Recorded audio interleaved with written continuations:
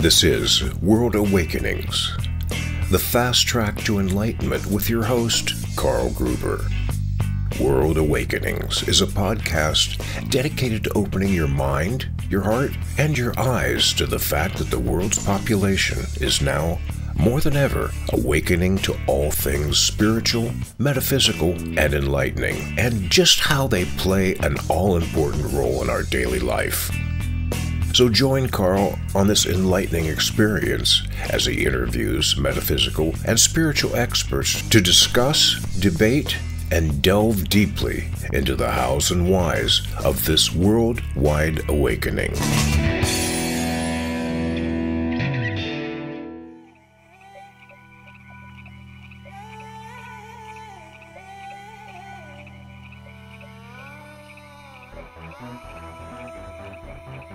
Welcome, friends. I am so grateful and excited to have you join us here on World Awakenings, a fast track to enlightenment. I'm your host, Carl Gruber. Now, since 2018, it is an exciting path that we have continuously explored in discovering all that we can about all things spiritual, metaphysical, and enlightening as we chat one-on-one with some of the world's top experts, master teachers, and icons of these topics. Now, before we head off to meet today's featured guest, I invite you to take a moment to grab your free copy of my short ebook, The 3 Pillars, a simple 3-step process to manifest a positive and permanent change in your life. This is a book that can help you on the path to live the life you love and love the life you live. Just click on the link below in the show notes to download your free copy today. Now, off to the interview. Dr. Sharnael Wolverton Sehon is my guest for today's show. She is a naturopathic doctor, quantum scientist, linguist, and theologian, integrating these different wisdoms into one language of miracles, which I love because I'm, of course, a miracles student, and I know there's no order of difficulty in miracles, and we'll talk about that. Now, her scientific approach to miracles has helped countless people remember truth, love, and purpose. Dr. Sharnael is also an accomplished educator and an author of 5 books. 2 of her most recent titles are The Science of Miracles, Remembering the Frequency of Love, and Keto Reset, 31 Days to New Life. And she has produced numerous teachings on the topics of divine science and the human bodies. And I am excited to have you here, Sharnael. Thank you for being on World Awakenings. Well, thank you so much, Carl. Appreciate you very much. And I appreciate your work and what you're doing for the world. Appreciate it very, very much. This is going to be fun. All right. Well, hopefully there's lots of light here. And we're going to shine that off to the universe. But, you are so interesting in my research. My understanding is that before you became a naturopathic doctor, you were a minister and you had major health scare that led you down the path to studying and practicing naturopathic medicine and a whole new direction in your life. Can you please tell us about this part of your life? Absolutely. So, yes, I was 20 years in ministry and and I actually still think I'm in ministry, although some people would disagree. Um, the definition for me of ministry is just serving the world and helping people, connect to love and themselves. So, but anyway, when I was a part of that different type of ministry, or what they think is different anyway, I was on 6 planes a week, traveling, teaching at retreats and conferences and churches and different things, and working like 120 hours a week, which is a lot. And trying to well, I was going to say trying to find balance. I had no balance. The diet was terrible. I wasn't living my best life for sure as far as a lot of the physical things. So I found myself, I guess probably the last 7 years of that, just really not well.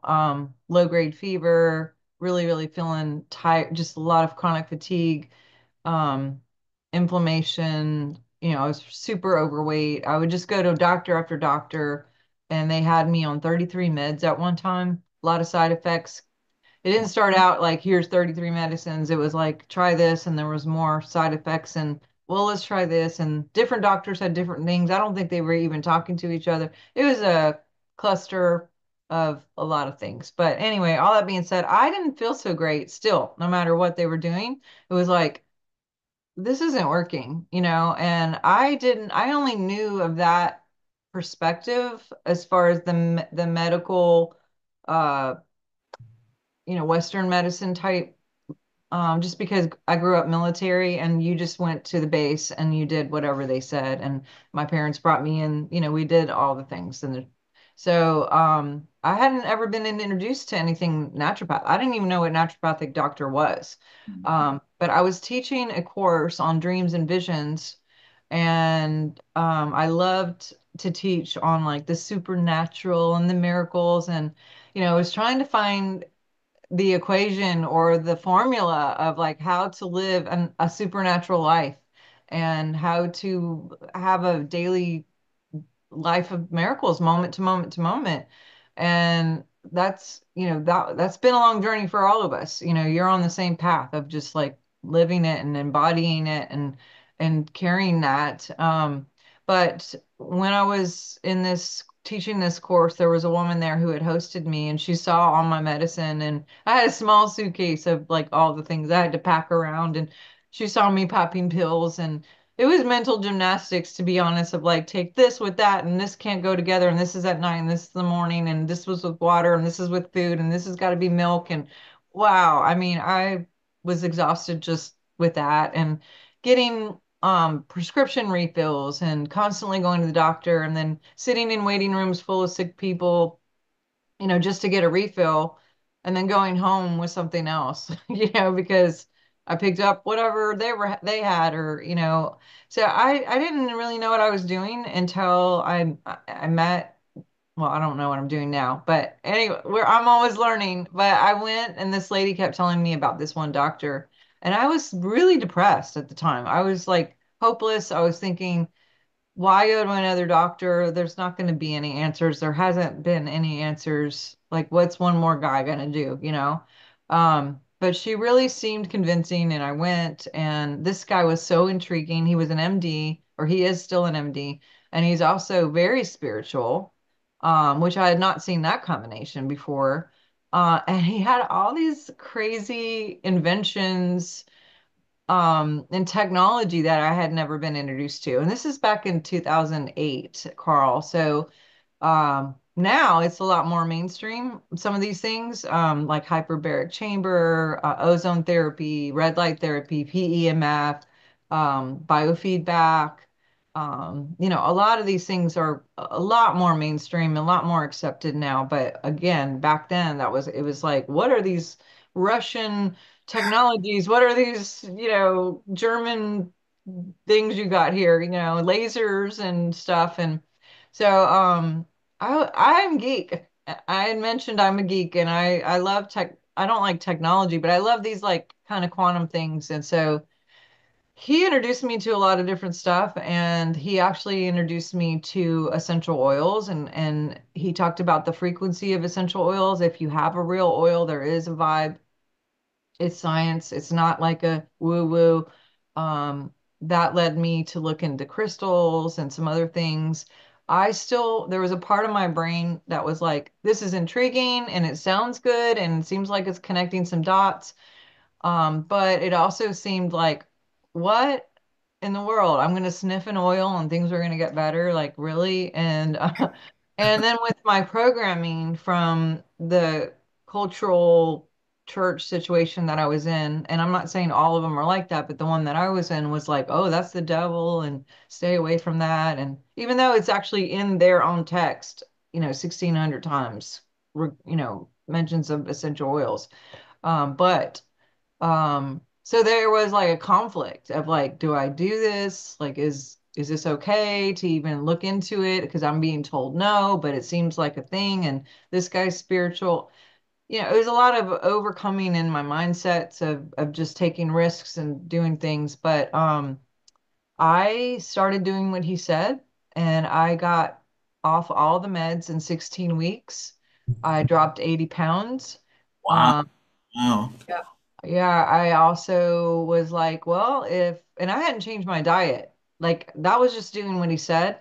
And so I thought, well, shoot, if I'm doing this well without even changing my diet, why not change my diet too? Like let's just go for this. And And I knew better, I just wasn't doing what I knew. And so I started really implementing that type of lifestyle as well, and exercising. And my background was undergraduate kinesiology and wellness. So I worked in cardiac rehab, I worked in psych units, I did dietitian things, I was a trainer at gyms, and did all of that. And then when I popped into ministry, just the travel, the airports, the rush, the grabbing things quick, whatever's available, whatever people will feed you. My diet was mostly, honestly, at the time, like Coca-Cola, Doritos, Rice Krispie bars, like not good. Um, so yeah, I don't eat any of that anymore. But when I could really shift, I started getting these like inner voices about going back to school. And I always knew I would go back to school. I thought I would be in divinity or something along the same path I was in. But with all of this kind of dissonance of like the new things versus the old and just whatever, I was like, I kept getting this ND thing, and I'm like, I didn't even really know a whole lot about it. This one doctor was an MD, but then all these NDs started coming into my life, and I was like, wow, that's kind of intriguing. And why not get to the root of things instead of just band-aid everything? And that makes sense, And um, I was sitting on the tarmac on a plane going to, I don't remember which city at the time, but I just said out loud, like, or I might have said it in my mind, but either way, I said it. And I asked the question, God, do you really want me to go back to school at 37 to be an ND? I had 3 kids. I was divorced. I was like, how am I even going to do this? And I look out the window of the airplane and I see the tarmac, and there is like these cones, and different things. And one of the cones had an ND with an arrow pointing in the direction I was going. Oh, And I wow. was okay, God, I hear you. Let's do this. And so that was, I believe, a Friday. And Monday, I was on the phone with one of my friends who was an MD and an ND and a pastor, and basically was like, this is where you could go, blah, blah, blah. And I was enrolled and started that path. So I got finished in 2014. I did not go to school to be in a practice. I didn't think I was going to open a practice and see people in real life. Like I thought that I just needed this knowledge, because when I got really better, Carl, I was still going to these conferences for a while and teaching, and people couldn't even recognize me. Like they were like, "Oh," they heard my voice and they were like, "Oh my gosh, that's you," and maybe I looked happier, maybe I looked, I was definitely thinner. I went from like a size 22 to I think a 5 or a 6 in pant size, and they were just like, "Oh," and so we had prayer lines in church. They probably still do. There are lots of people that needed health issue, support. And I thought I was going to school to not just help keep me well and my family and have answers for myself, but also because I would go and these people were saying, well, can you teach this like at our retreat or at our conference? And when I would teach it and explain what happened to me, then I would go home and my office emails and voicemail. Back then we had voicemail in a little box. You hit the thing, it would just be full, like 29 messages, 40 messages. And it was all these people who had seen me in real life and said, hey, my husband this or my daughter that, can you help? Blah, blah, blah. And I didn't feel equipped to know how to help anybody. So I thought, well, this will help me be able to help people. And then it turned into, I was doing consultations and paid consultations. And when I finished school, um, it really kind of turned into a job of just like doing a lot of what they now call telecom kind of med stuff, which wasn't really super well done or well known either back in those days. I think when the C crazy thing came out of this last few years, a lot of regular mainstream doctors were doing all these phone things. But even before that, I had like 15,000 patients over the phone, like all over the world. And now it's even bigger than that, so I was wondering if we could clarify a couple things here. First of all, ND, so for people who don't understand, that's naturopathic doctor, right? yes, sir. Yes, sir. The other thing is when you're a minister, now you're talking about you were a minister of basically mainstream religion, right? Yes. Okay, so a little different than what you're doing now, and the other thing is, I don't know if you want to talk about it. I mean, what exactly was the main illness that was bothering you when that caused you to get on all those meds? Yeah, they could never determine anything what was wrong. Mm, They kind of had the umbrella of fatigue, chronic fatigue, fibromyalgia, which is what they pretty much label everything that they can't figure out. yeah, yeah. But my symptoms were low grade fever, 24 hours a day for 6 to 7 years, really achy, no energy whatsoever. I really believe mold was a factor. And and I've dealt with black mold and regular mold since and being in Louisiana, I don't know how it is in Ohio, but there's a lot of just the humidity and everything. So that's kind of what they said. Since then, actually, I dealt with cancer in 2016 and was able to reverse it completely naturally by using these same devices and doing things you would think I would learn the first time to not get myself there. Um, but some different things happen, and the next thing you know, I'm back with that same doctor, and he's given me this diagnosis, and I was like, good God, like, but balance is something I really have to be aware of, because I get in this service mode and I put, I in the past 120 hours a week was like not a big thing, because there's so many people to help. Oh my gosh, let me just do this. And I literally have to schedule out like no work this day, like and I try to stay in those boundaries because I never want to get back. And I think that I would just work myself so low in a frequency vibe that the stress was hurting me, and just taking on other people's stuff and not dealing with the things that were happening at the time, with relationship issues and grief, and all of there's a lot of what they call conversion disorder, which 86% of all physical issues are really emotional. And Well, so when and emotional things would happen, I would just like keep working, do the thing, not deal with the emotions, and I'm better, but I'm still learning. well, I'm glad you pointed that out because I know A Course in Miracles and other spiritual teachings all say that illness and injury all are start at the level of the mind. And then stress, of course, is a result of, like you said, emotions and fear and anxiety. And once that you can heal that part, then the body follows along with it too. And that is such an important thing to do. And it sounds exactly like what you're doing now. But I'm very curious. As I always like to find out about my guests when they were youngsters. Now, when you grew up as a military family traveling around, were you spiritually inclined? Did you have any spiritual or supernatural experiences as a kid?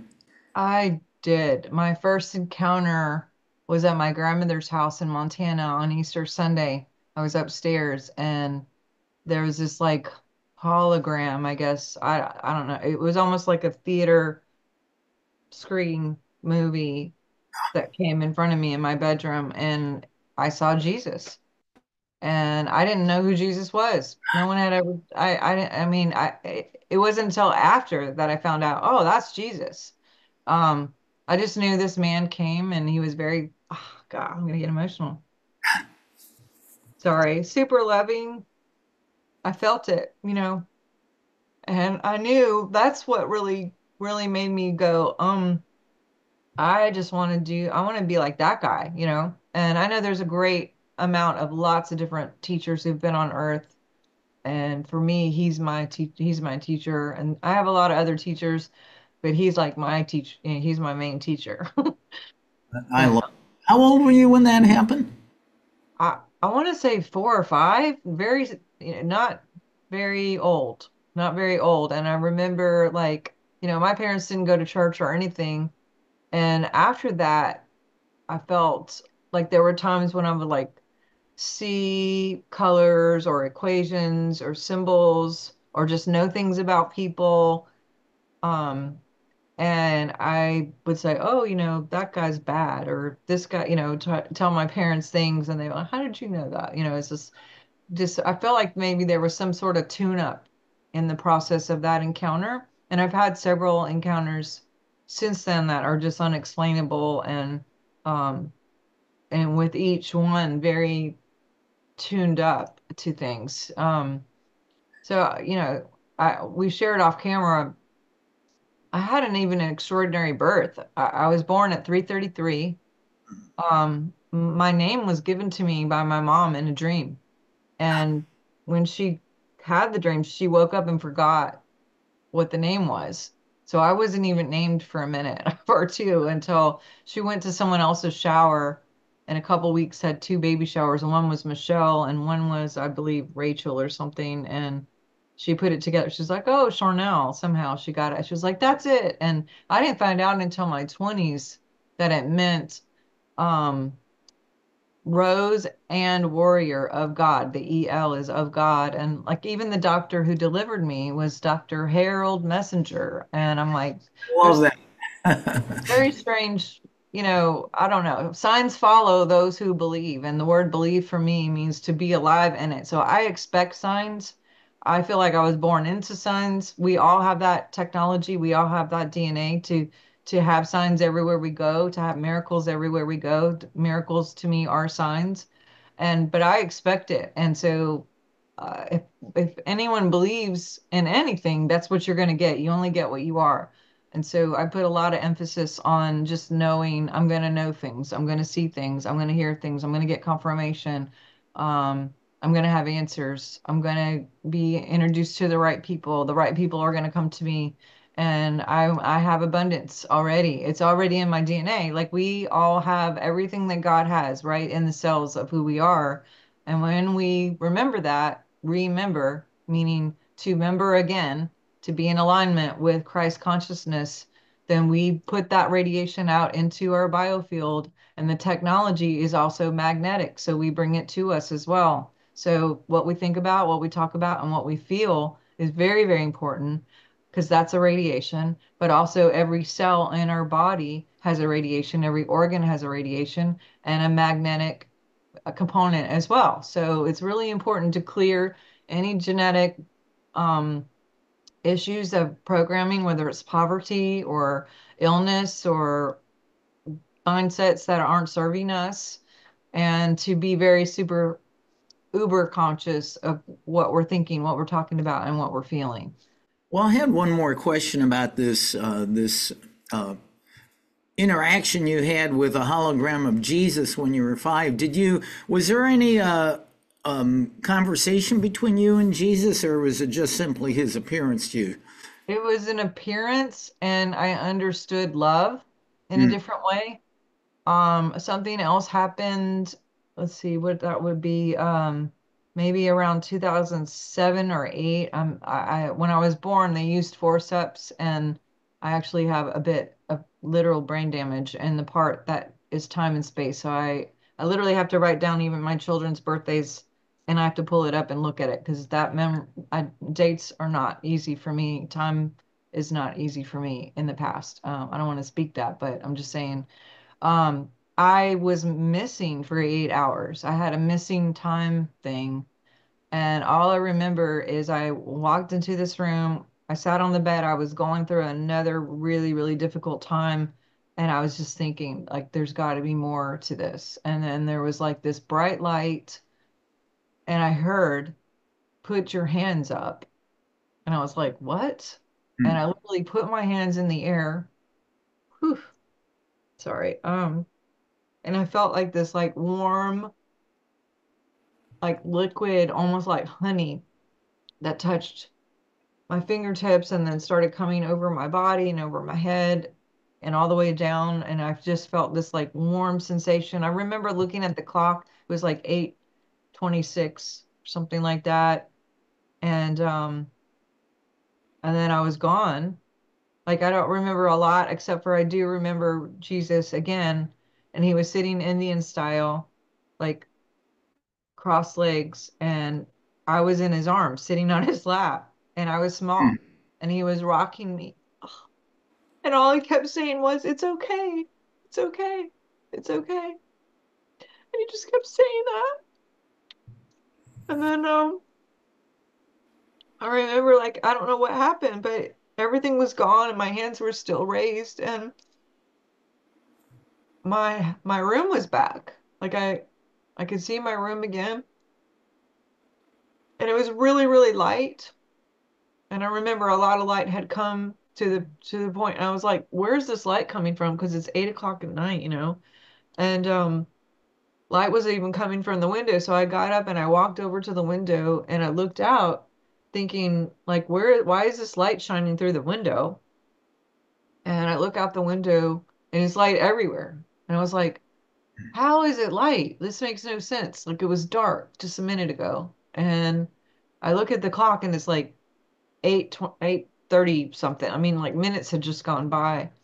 And I was just so disoriented and I was just like, what is happening? And I start walking around and going around checking computers and, the stove, all the clocks, to see, like, what is going on? Like, is this clock messed up? Like, this is before I had a cell phone, and um it had been a whole 12 hours that I just missed.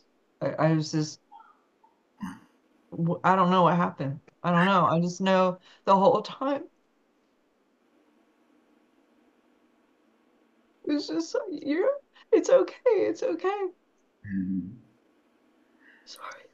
Oh, well, thank you for sharing that. That is absolutely incredible. Yeah. And he's still saying it's okay. It's okay. Not just to you, to all of us. That's for sure.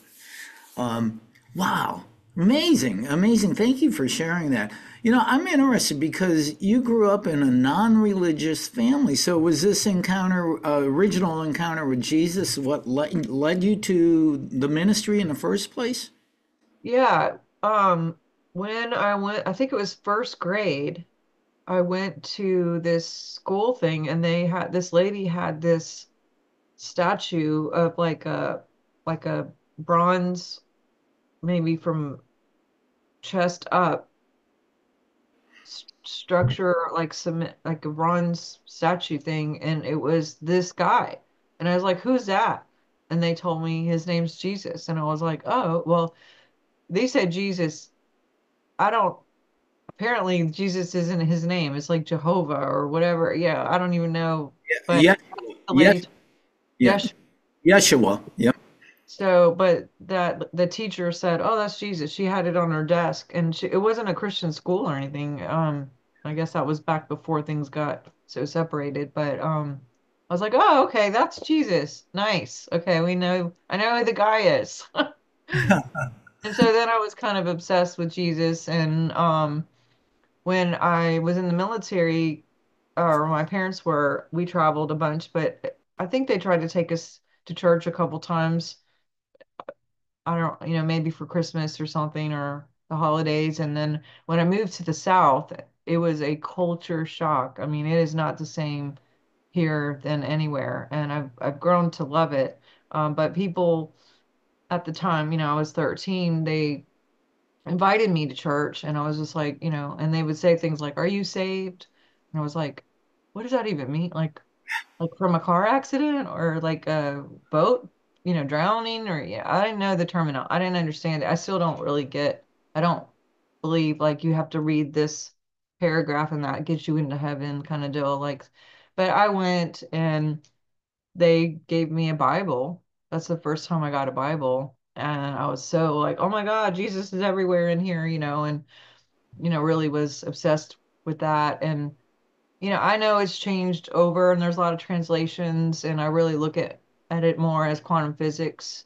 But I was really obsessed with reading every line and, understanding each word and looking at the Hebrew and the Greek and breaking everything down. And yeah, so I guess, yeah, that was the catalyst for sure. Pretty amazing. One of my favorite topics is that science, specifically quantum physics, like you just mentioned, and spiritual teachings are now coexisting, saying the same things but in different lingo. I know this is a big area for you, too. Can you speak to this topic of the meaning of science and spirituality somewhat? That's a great question. A lot of people think it's separate. What is that about? Like to me, one of the things I had another really big encounter in 2008-ish, which was the result of the book that you were talking about that you referenced earlier, The Science of Miracles. There is there's this saying that I really got during that encounter that I say quite often is you can't pee in the pool and hope it doesn't get everywhere.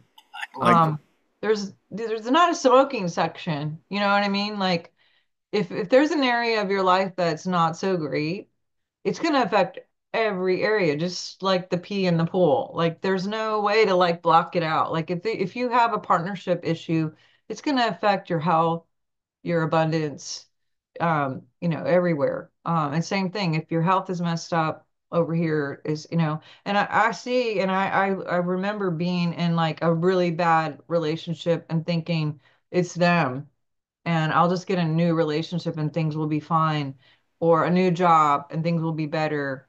And it was like, no, the common denominator was me. I was creating these people to come into my life because it needed to be cleared.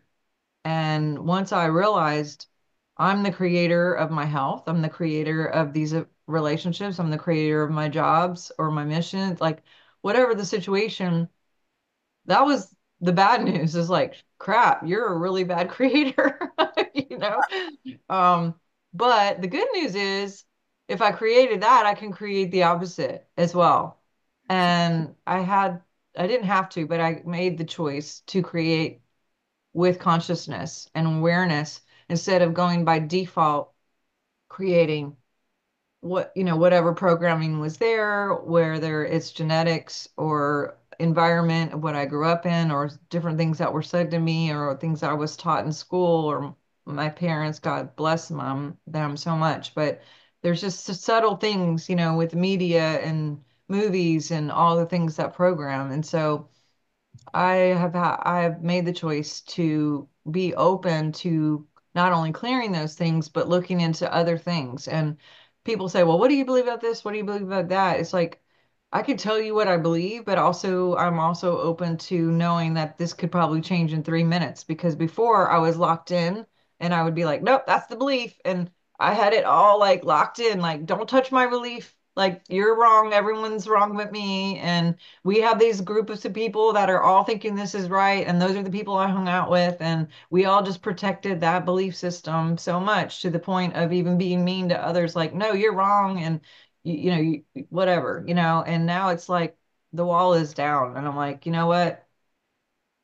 I'm open to knowing if there's something that I don't know. I'm open to looking at other people's perspective and seeing like, I can learn from everybody. And science in my past was very separate from religion. And religion by definition is division. Um, mhm. Science, to me, God is the biggest scientist of all. Like, how can you take away the science of God? God is science. So, whether it's physiology or biology or astrology and astronomy or, all God is the creator of every single thing. And so how does science not be a part of what God created? Now can science be used in a bad way? Sure. We can all have good and bad experiences with the way people can use science.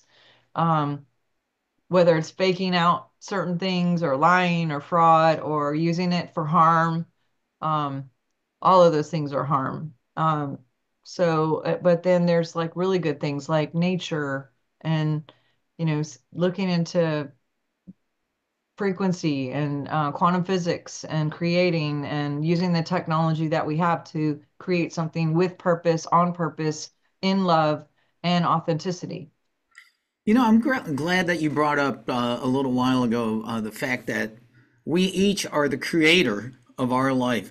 And most of the people in the world have forgotten this. I think as I've gone on in life as a student and teacher of the law of attraction and spirituality now, I have found on a daily basis, I'll find myself in a mindset or something or situation that isn't so great, and then I finally learned as the creator of my life that I am, wait, that's not what I want. I choose to feel good right now. One of my mantras is injury and illness are not an option, and that perfect health and well being are my birthright. And so, a few days ago, I had been around some people not feeling well, and I think that influenced me. And I got home and and the whole night I repeated that mantra. I woke up the next day really feeling great, went out for a run outside in 20-degree weather. Who cares, And so we are the creator. We can consciously choose to create the real things that we really want, which is happiness and health and good abundance and perfect, love and that type of thing. People have forgotten it. And I'm so glad you brought that up. It is your birthright. It's all of our birthright. And why do they not teach this in school? Like, I think this should be elementary teaching, not just what they teach at home or what we teach at home, but we should be bilocating. I talk about all of this in the book, like bilocation, calling, like if you can't find something that you lost, there are simple ways to get things back. And I use this tactic and this formula all the time and it comes back. But this encounter that I had in 2008 with these two big beings of light, uh, when that happened, I literally had so much information that I was like, this is overflowing. I had to grab a journal and I was just like, please don't go away. Please. I was writing everything down as fast as I could. And had ongoing dreams and different things that still kept coming. And I literally felt it in my cells when this happened. And I had charts, I had pictures, I had graphics, I had words I didn't know, I had to look up, and it ended up all going into this book.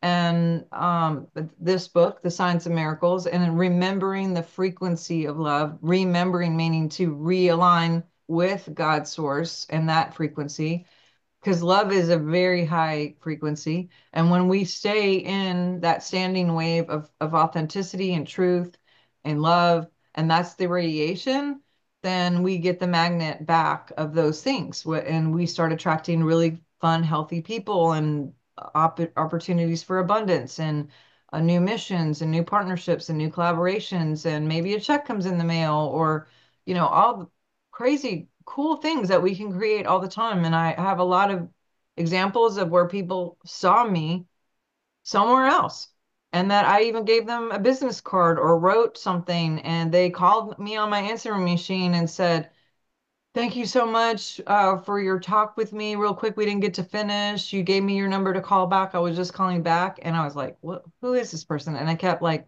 not responding. And finally, my kids were like, this lady has called 4 times, call her back. And so I didn't want to tell her because she had said that she saw me in Memphis on so and so weekend. I was in Montana that weekend. So I was like, she must be having the wrong person or thinks I'm someone else. So I called her and I said, hey, look, I haven't called back because I didn't want to like embarrass this. I thought you had maybe the wrong person or maybe this is the wrong number, but I was not in Memphis. I think it was Memphis, somewhere in Tennessee that weekend. I was in Montana. I think you might have the wrong number.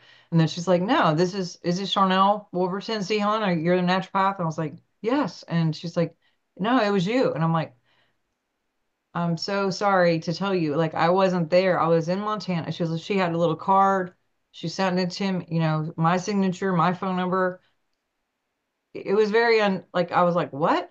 And she was like, you told me this and this and this about my daughter. You were telling me that I could call you and you would help me with my daughter. And I said, what did she look like? Because I'm sure you're just confusing me with someone else. I was like, can you tell me what she looked like? Because we're on the phone and she can't see me. And she's like, she looked like you because she was you. Blonde hair. Do you have blonde hair? You're about so tight. I was like, I finally was like, you know what? Just tell me what you need and let me see if I could help you. And I was able to give her some help for her daughter. And I still don't understand it, but this has happened a few times now. So you really can be in two places at once. There is no time, there is no space. We're merely well, I would say merely, because merely sounds like it's not anything. We are powerful frequency. We are powerful supernatural radiation. We are the existence of God, and God is in us and in ourselves. And you had some mantras. Some of my mantras are God is the only power and presence acting here. And only God touches me, only God sees me, only God hears me, only God feels me. And what I mean by that is anywhere I go, I will only meet with people who would act like God or speak to me as God would or hear me the way God would speak. And what I mean is there's been times when I've said something and someone said, well, you said blah, blah, blah. And I'm like, no, I said this. And they're like, no, you said blah, blah, blah. So now I say, only God hears me, meaning they're only going to hear what God would say in me out. There's no twisting in the process of the frequency dissonance. There's only a mainstream frequency of love and authenticity and truth. So, but yeah, and calling things back that are lost. I had this encounter where I had these arm wrist weights because I love working out and every little bit helps, right? So I had these wrist weights and I was at the gym and I had taken them off and put them down and I didn't remember that. So I was going into town to travel for a conference and I'm looking everywhere for these weights. And I'm like, I always would put them in my suitcase and bring them with me. And I was freaking out. I was looking everywhere. And all of a sudden I remembered, thank you, God, that I have my weights back. And I immediately saw it in a picture. Because we always say things like, I can't find them. I can't find them. Well, you keep saying that, you'll never find it. But if we say, thank you for remembering, and I'm God's hands holding my arm weights. I am God's eyes seeing my arm weights. I said those things. I immediately saw it in my head, putting it on the shelf next to the weight thing at the gym because I was about to weigh myself and I wanted it accurate weight and not with the extra weight. And so I called the gym and I said, hey, I left my weights there. Did anyone see them or pick them up? They're just little arm weights. And she was like, yeah, Dr. Sherman, we found them. We put them in the lost and found. We didn't know they were yours. It was too late for me to pick them up that night. And I was leaving in a flight really early, so I wouldn't be able to come get them. So I was like, just hold on to them. And I hung up the phone. I was like, I'm glad I know where they are, but I was like, man, I want to get my weights for this trip. So I stressed about it for a minute and then I went to bed. I was laying there. I was like, you know what? Thank you, God, that I have my weights for this trip. And I just kind of put it out there. And the next morning I got up, I packed, I did the thing. I actually fixed my bed, which I never do. Um, and I left. When I got in the car, I remembered, I didn't forget, but I remembered that I left my phone plugged in next to my bed.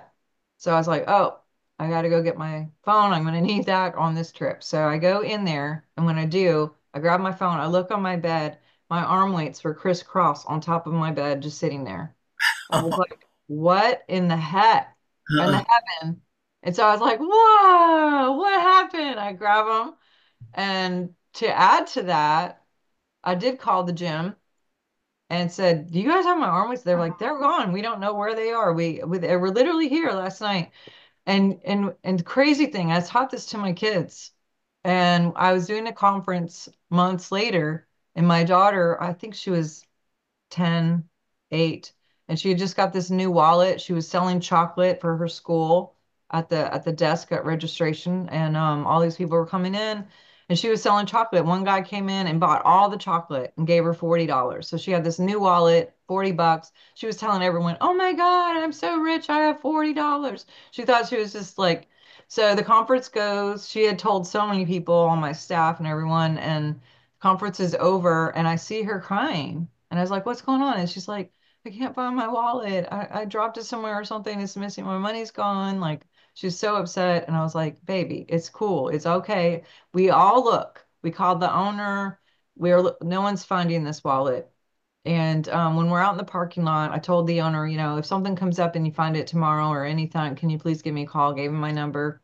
We go home and I tell her before we're leaving, I said, look, remember what mom did with the arm weights? I was like, when we go home, it's going to be on my bed. Like, you just remember that you already have your wallet and you already have your money and it's already here. And she was like, oh yeah, okay, childlike faith. We go home, there's about 30 of us from staff that went to my house to kind of debrief from the conference. And we walk in, she makes a beeline for her room. I'm sorry, for my room, and fully expecting to see her wallet on my bed.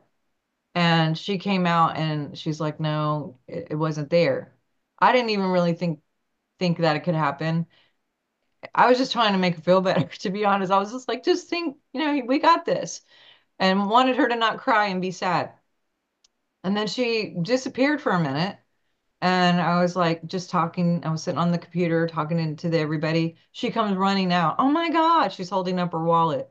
I was like, what? What the heck? And she's like, it was on my bed. It was on my bed. She had her wallet and her $40 intact. And literally, we all were like, what? Like, because all of us knew it was gone. We all looked. How did it get 30 miles away on her bed from another location? This is the abilities we have. Like, Yeah. we are that type of people. What great stories. I just love this, and it is possible. But you're of course one step ahead of me here, because I was going to ask you, let's talk about your book, The Science of Miracles, Remembering the Frequency of Love. So what made you decide to write this book? It just sounds like you had an overload of information and you needed to let it come out. You're right. That's 100% Carl. I just it took 12 hours. Don't have the greatest handwriting, as anyone would say. Sometimes I write things and I can't even, I'm like, what does that say? I can't remember what I wrote. Um, but I wrote it out, and then I felt like it needed to be typed. I wanted the world to have it. I contacted the lady who does help with my publishing, and she had given me a deadline, and yeah, it turned into this book. And like I said, there's graphs and charts, and I'm not the best artist, but I do have like some encoding there of some things. We go into echo waves and how to offer echo waves and how they come back and how they can cancel out different things, go into like the biofield, and how there's different numbers for different things and how they can cancel each other out, or that they can be in a positive to get some momentum and to get out of patterns that aren't serving us. How to clear genetics, how to clear maybe negative programming. I talk about conscious language, a lot of stuff about nature and coding through nature, and biohacking and frequency. And I talk about um, bilocating and energetic purgatory, talk about frequency hopping. There's a lot of things in here that I just, yeah. And sometimes I literally look back and go, wow, I don't remember that part. And because literally it just came through me so fast that I don't even know where, I mean, it came from someone besides me. I believe maybe Jesus or these beings that showed up. It was just like, blah, blah, blah, blah, let me get this out. And I mainly wrote it because I was scared that it would, like, again, that I would forget. And I wanted it for me, but then it turned into a bestseller, and a lot of people are applying it. They even use this in homeschools, in some homeschools, to teach kids, which again, I think I wrote it in a way that anyone young, I wrote it so my kids at the time could read it and understand it. And I just want everyone to remember and know how capable we are and how supernatural we are. And actually, supernatural should be natural. It should be just common to have miracles every single day. It's interesting. Well, first of all, just a reminder to the viewers and audience, we are talking to the amazing Sharnael Wolverton Sehon, and some incredible stories and beautiful information. You were just talking about writing your book, how it came through you. My most recent book is True Spirituality and the Law of Attraction, a beautiful symbiotic relationship. And I'll go back, some nights I'll go to bed and I'll open my book up and read a chapter and I'll put it down and go, I wrote that? Right? No, It's so true. download from It's source. so funny. It's a download from source. That's how I wrote the book too, just like you did. Yes. Like my name is on there that it's my book, but I'm also just like, where did that come from? I don't know, it's like I needed this reminder, so I've read it a few times, like, and I'll probably read it a few more times. And I can tell anybody who wants to write a book but say, no, I'm not a good writer, just sit down in front of the laptop and just sit there and let it come through. And I'll tell you, it will. We're going to wind up here in a little bit, but, I've read, well, first of all, let's talk about healing. I am an administrator for a very large Power of Eight healing group on Facebook. Lynn McTaggart's book, The Power of Eight, created that. And I read on your website that you say the body can heal itself. How can people learn to heal themselves and possibly the people around them too? Yeah, I didn't know that about you're gonna have to hook me up with that group. I'm excited about that if it's available to go to anyone. I love her work. She is so awesome. So that's cool. We don't have to learn how to heal. Our body heals anyway. If we cut ourselves, we don't have to go, let me learn how to heal this. Like, it just, the body just starts healing automatically. Just like if we take anything that isn't great for us, it'll start to detox automatically because it's like, this isn't good. We don't want this. And antibodies and all the things are just like, oh, let's get this out. The liver works. We don't have to go, hey, heart, you better beat down there. Remember how to beat. Um, but I do understand what you're saying. There is an aspect of relearning how to give the best nutrients, how to be response able with the technology and with this skin of the suit that we have that encases spirit and soul and mind and whatever that is, consciousness. And yeah, I mean, some people are taught to eat crappy and sit on the couch and not get outside. And that's their entire life of just playing video games and Mm. Netflix and never knowing that it's great to be on a hike or in the trees or on the water or, and then other people, that's the way they grow up and it's totally normal, so there are people that should look into different ways to heal. But again, if we detox and we don't expose ourselves to the things that we would have to detox, and we put in good antioxidants and foods and water and like nature and all of that, and that is a part of our lifestyle, not a diet. Because to me, diet indicates you're going to do this for a minute, you might lose some weights, and then you're just going to go back to the old crap. I make this like a choice every day. Um, and some days I don't do great, but for the most part, I eat consciously. Um, and I drink consciously and I think consciously and I speak consciously and I'm around and aware of my surroundings, not just in my physical home, but at my work and who I work with. I mean, there's a lot of study on you are like the top five people that you hang around with the most. Mhm. And I just read a study where 11 corporations, big corporations with over 58,000 people, got together to see if you're around certain people, how your effort at work, how your performance at work um,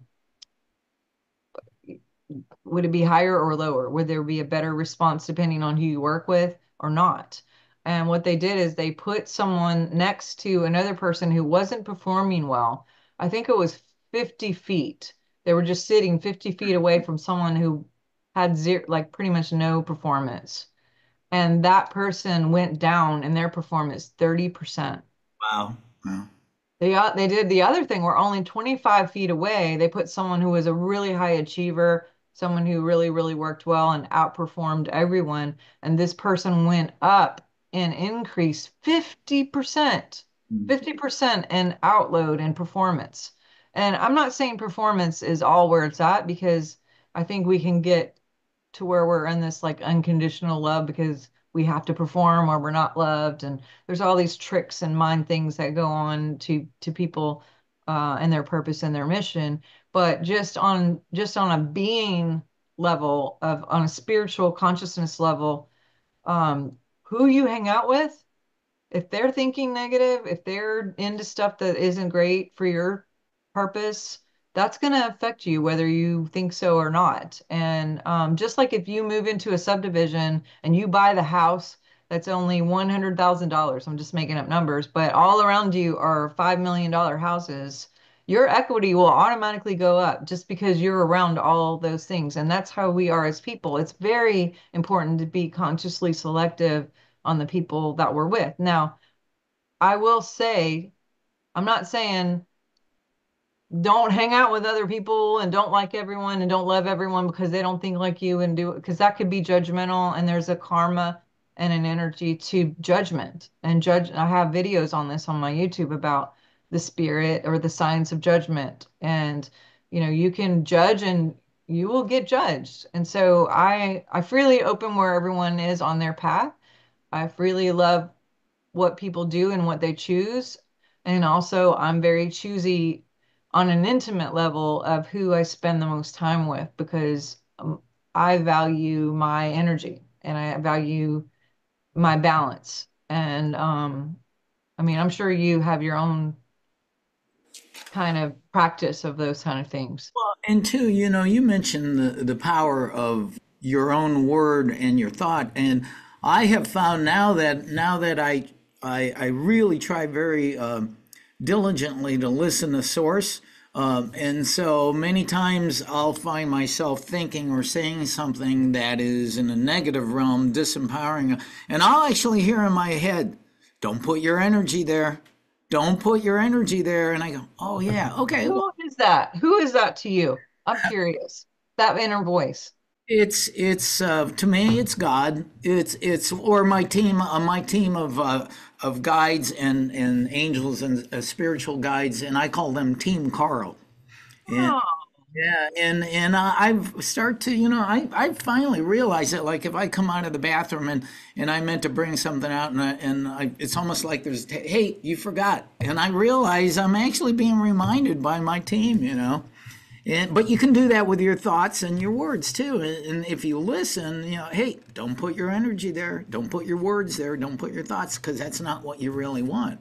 yes. And or I say, think again. Yeah, So I don't absolutely. like, I try not to use words like don't or can't. There's actually science to those words. When people say, I can't do this, um, I can't serve. The word cancer, I can't serve. There's a physical, and people who say, I doubt it, a lot of times will have a conversion disorder of inflammation and phlegm. A lot of people who just say, I'm done, cancel clear, um, their body will start to shut down. And there's all these like culturally accepted conscious language phrases that people say, like, oh, I choose to even say the right, they'll say like, oh, I laughed till I died, cancel clear, or oh, I'm dying, cancel clear. And they mean it like in a funny way, but it's not funny because the subconscious is literal and it hears that and it says, okay. And it just starts the ball rolling. So I find myself course correcting quite often, like you said, like I'll hear that too. And sometimes I'm just quiet because I'll know I have to take time to form my sentences because I don't want to have to cancel clear everything I constantly say. And just it takes practice. It took practice for me of just remembering even how to speak.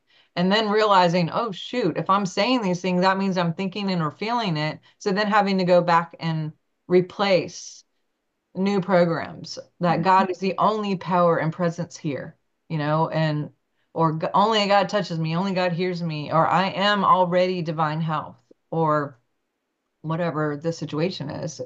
Yeah, and that's, I think that people watching or listening to this, they really need to grab onto what you and I are talking about here, because it really can change their daily path. But, one of the best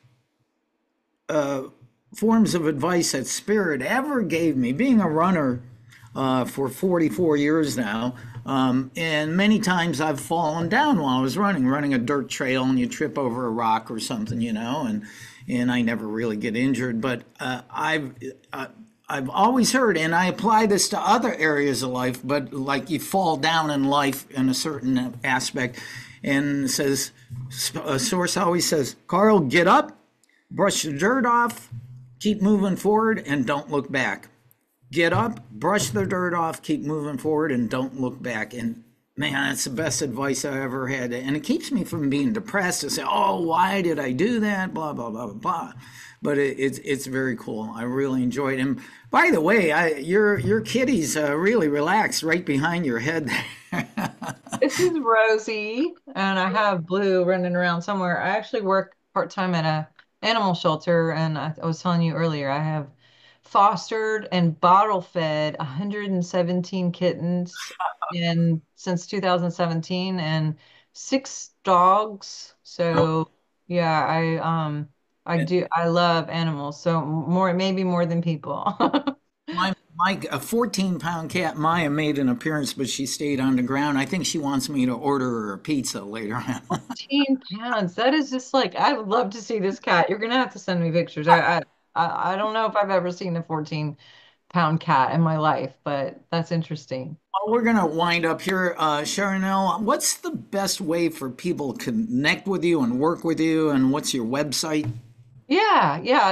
Everything is on my website, which is www.drsharnael.com. It's DRSHARNAEL, like Israel. I have all my social media platforms there. Twitter, well, it's X now. Instagram, Facebook. You guys can follow me at all the places. But I do have a podcast on Thursday, every week at noon, where I talk about the paranormal and how to tap into miracles and health and Bigfoot and UFOs and spiritual things. And we have a lot of cool authors and guests and directors and actors. But I have biofeedback services as well as information about my practice here in Louisiana. I have my books there. I have online courses. So if you can't come to me, or one of my conferences or retreats, and you can learn about the science of miracles. There's a course on the science of miracles. There's a course on muscle testing, outcome mapping, using your creation abilities to create your life and get out of those snags. But there's all kinds of things there, and I would love to work with anybody who's maybe stuck or feeling like they're in energetic purgatory and trying to figure out the next thing and just going like, oh my gosh, how do I move forward? And that's kind of my wheelhouse of helping people not only in physical health, but mental and emotional. And I can usually listen to someone within 4 to 5 minutes talking, and I can find the snag and we can like work it out. It's pretty interesting. And I did want to. We kind of ran out of time. I'm glad you brought up your podcast, True TV, which is very cool. I've been checking out some of the videos, and I will put all the links to your stuff in the show notes for this. And again, Sharnael, you are amazing. I love everything that you're doing, and I really appreciate you. Thank you for being on World Awakenings. Well, I'm very honored and just blessed to attract you, or we attracted each other. And World Awakenings, I mean, you are living that out. You're embodying that. And I said this earlier, but we need people like you so much, because there's a lot of opposite energies in the world and this culture. And, for every bit of light that we all watching and listening can bring forth, every little bit counts, and everything that we do inside affects the whole collective. So just keep working on your insides, and thank you, Carl, for being the light in this world and for bringing awakening to this. I mean, from my heart, thank you so much.